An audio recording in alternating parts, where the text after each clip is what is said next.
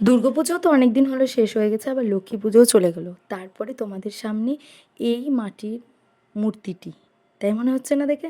অবাক হয়ে গেছিলাম। আমিও প্রথমে ভেবেছিলাম এটা হয়তো মাটির মূর্তি দূর থেকে দেখে, কিন্তু যখন কাছে এলাম ধীরে ধীরে, তখন দেখছি প্রতিমাখানি হচ্ছে যে গায়ে সাবান মাখার যে ধুদুলগুলো হয়, যে ছোবড়াগুলো, সেগুলো দিয়ে প্রতিমা নির্মাণ করা হয়েছে।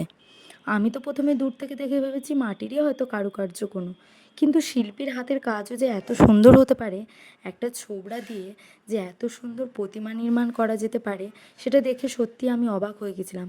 তার পাশে যে ছোট ছোট আরও যেসব সারমর্ম দেওয়া চিত্র মানে মূর্তিগুলো রয়েছে, যেগুলোর অনেক মর্ম ছিল, অনেক কথা ছিল, সেগুলোর পেছনের কাহিনিগুলো লেখা ছিল। তো সেই মূর্তিগুলো অসাধারণ হয়েছে, ছোট ছোট যেগুলো করা হয়েছিল আরও চারিপাশে। তো আমি সত্যি অবাক, দেখো এত সুন্দর কারুকার্য হয় ছোবড়া দিয়ে, মানে ভাবনাটাই আমাকে না অবাক করে দিয়েছে বছরের।